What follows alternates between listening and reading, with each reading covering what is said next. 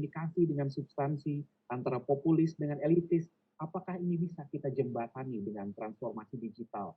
Kalaupun bisa, tentunya peran untuk menjahit kepentingan seperti yang tadi disampaikan ya, dan regulasi untuk mewujudkan evidence based policy itu juga diperlukan. Dan ini tentunya kembali lagi kepada peran pemerintah pusat mungkin ya, bagaimana pandangannya terhadap apa yang tadi sudah disampaikan dari pemerintah daerah, lalu oleh Satgas Covid, dan juga oleh penelitian, hasil penelitian, kira-kira bagaimana dari pemerintah pusat. Dan di sini kita sudah ditemani oleh Ibu Rini, Deputi Bidang Kelembagaan dan Tata Laksana dari Kementerian Pendayagunaan Aparatur Negara dan Reformasi Birokrasi atau PAN-RB, Ibu Rini Widiantini. Ibu, kira-kira pembelajaran apa yang bisa diambil dari situasi COVID ini untuk transformasi digital pemerintah, dan apa saja kendala yang dihadapi kementerian, lembaga, dan daerah dalam implementasinya, dan bagaimana strategi Kementerian PAN-RB untuk mengurai persoalan ini, dan bagaimana kesiapan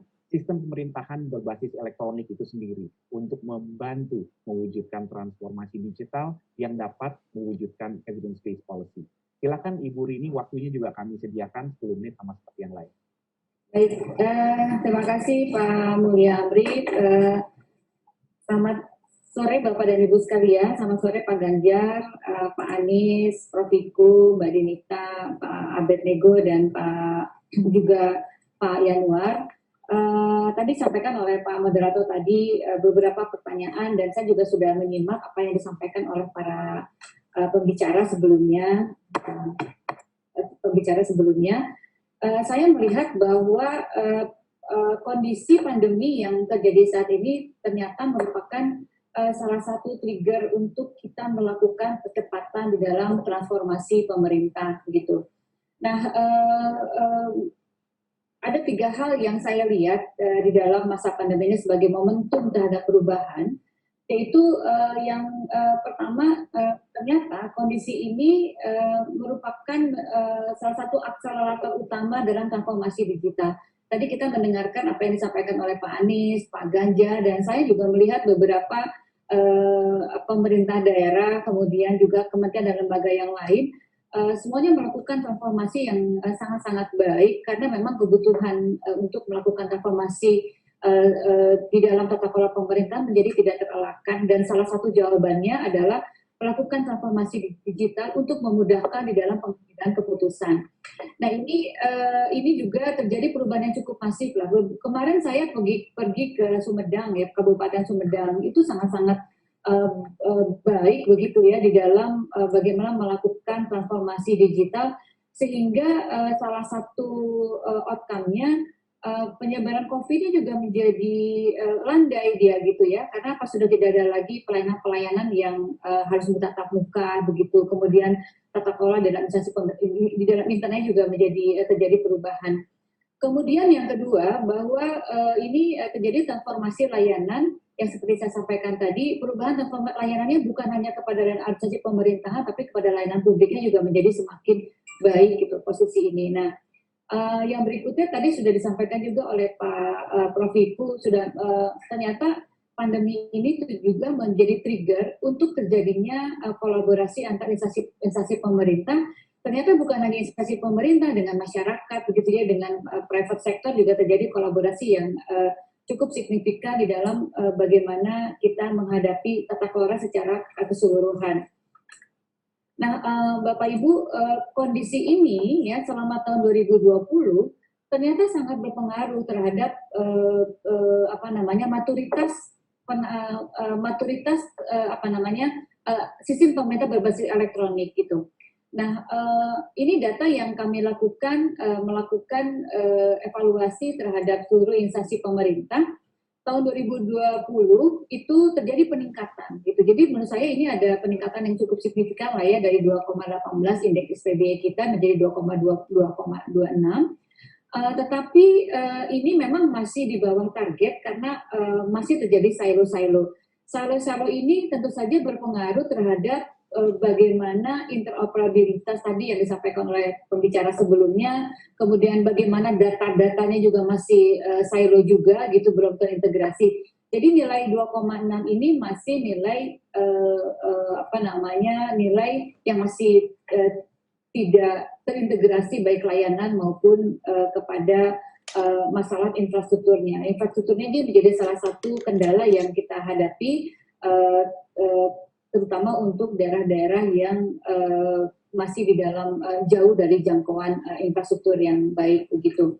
Nah, berita gembiranya juga dengan pada tahun 2020 juga ternyata kita tadi usaha dari ini para pimpinan kementerian dan lembaga, kemudian para pemerintah daerah seperti contohnya Pak Anies dan Pak Ganjar tadi, ternyata peringkat SPBE kita di internasional itu naiknya lumayan tinggi, jadi 19 level naiknya.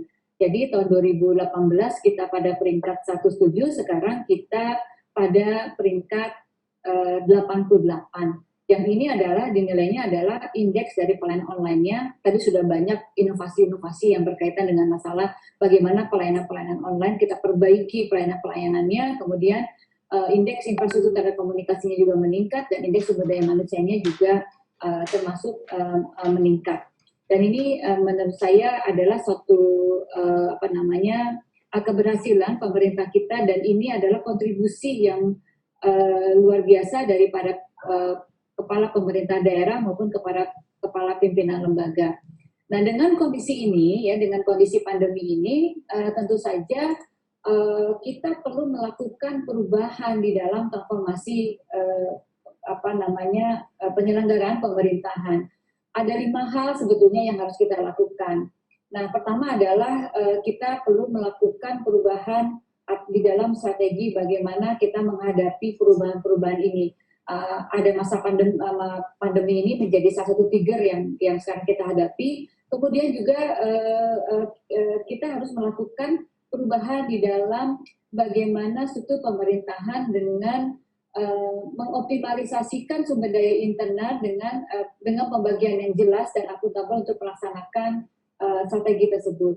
Kemudian yang berikutnya adalah kita melakukan perbaikan di dalam proses pengambilan keputusan dengan menggunakan keterbukaan informasi yang berorientasi kepada kinerja prima.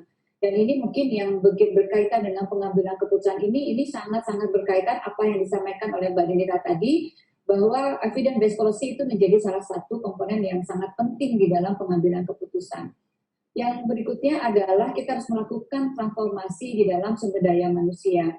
Nah, untuk pemerintah sendiri memang literasi terhadap kompetensi SDM yang berbasis IT memang masih banyak perlu ada upaya yang luar biasa, karena memang kita memang belum mengukur ya bagaimana maturitas SDM terhadap IT, tetapi kami melihat bahwa ini perlu harus didorong lagi kalau kita mau melakukan perubahan di dalam penyelenggaraan pemerintahan.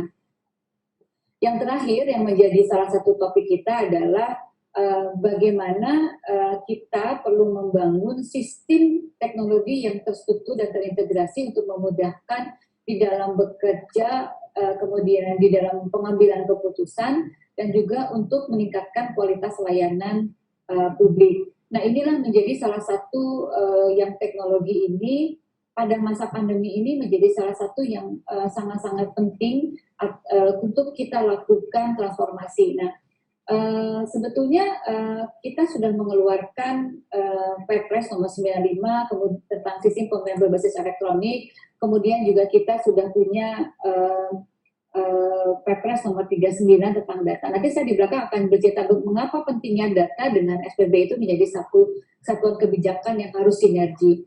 Nah, ini tadi ditanyakan arahnya seperti apa. Kalau saat ini memang kita di dalam sistem ini masih silo ya, antara satu pemerintah daerah dengan pemerintah lain, daerah lain, kemudian antara kementerian dan lembaga, itu mereka sudah banyak membangun sistem informasi, tetapi masih bertujuan untuk kepentingan instansinya, begitu, atau untuk kepentingan secara khusus untuk stakeholdernya masing-masing. Tetapi antar kementerian dan lembaga ini masih minim sekali mereka terjadi interoperability atau terjadi komunikasi data, komunikasi teknologinya yang masih minim terhadap hal tersebut. Oleh karena itu, arah strategi yang akan kita lakukan di dalam sistem pemerintahan berbasis elektronik, kita akan melakukan penguatan di dalam tata kelolanya.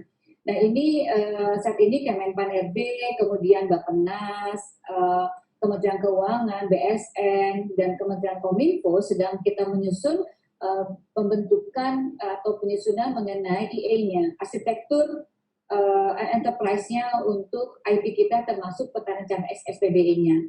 Dan ini merupakan salah satu yang diperintahkan oleh Perpres nomor 95 tahun 2018.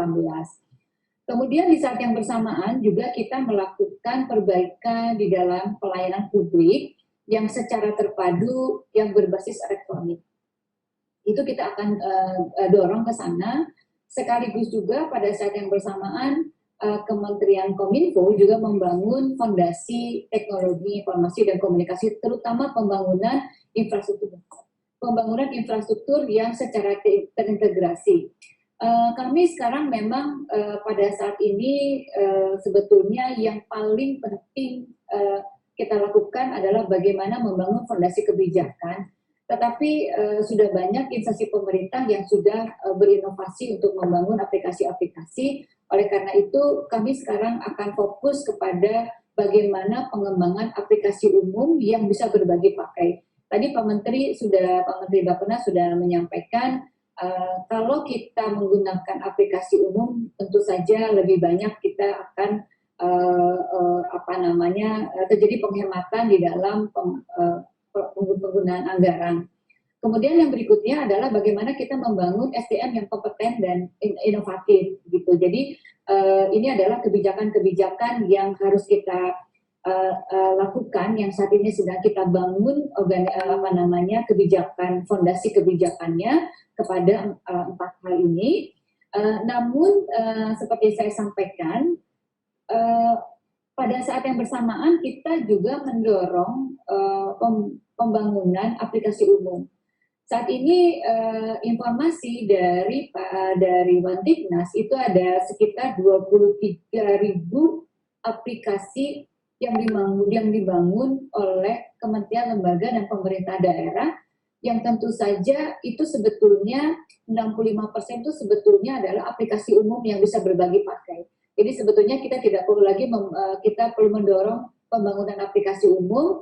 Kemudian nanti kepada kementerian, lembaga, dan pemerintah daerah yang belum membangun aplikasi yang sejenis itu, kita akan dorong supaya menggunakan aplikasi umum. Nah, sementara waktu ini kita masih fokus kepada pembangunan 4 aplikasi umum, yaitu aplikasi umum di bidang penyelenggaraan, bidang penganggaran yang berbasis kinerja.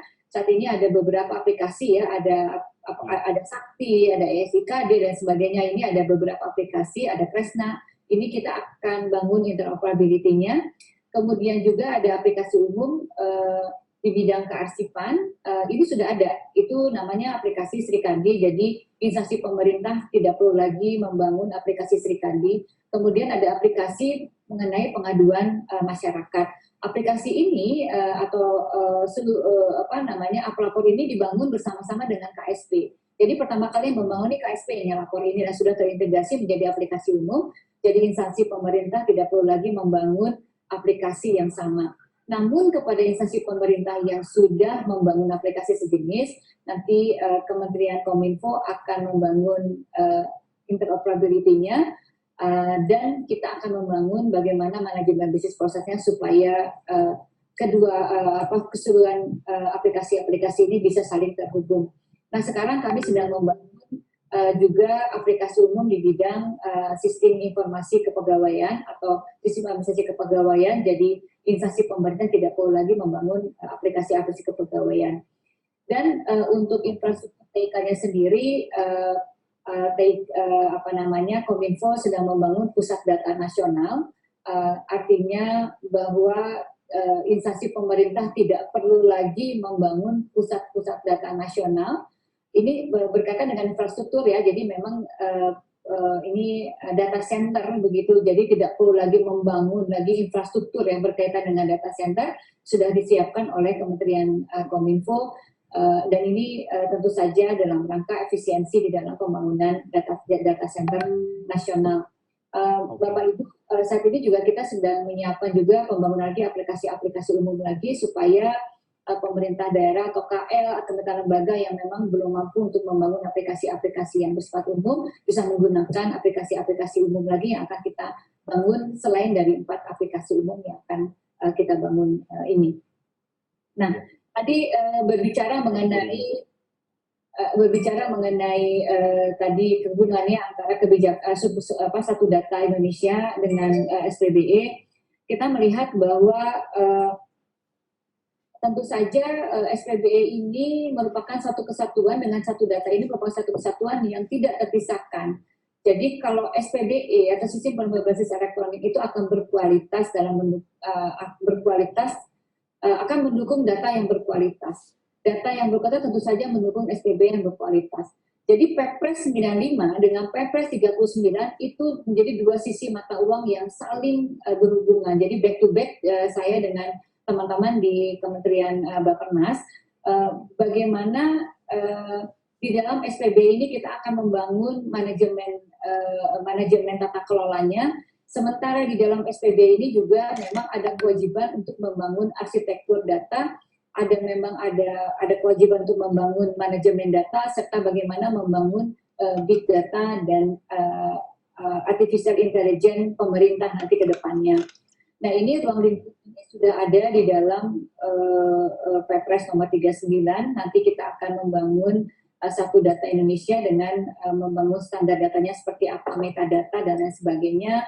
Kemudian bagaimana penyelenggaraan satu data Indonesia-nya dan bagaimana penyelenggaraan satu data Indonesia dari mulai perencanaan sampai penyebarluasan data.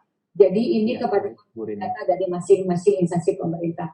Sementara mungkin barangkali karena waktunya sudah habis, Bapak dan Ibu, saya kira saya bisa menutup paparan saya dengan mengucapkan terima kasih. Wassalamualaikum warahmatullahi wabarakatuh.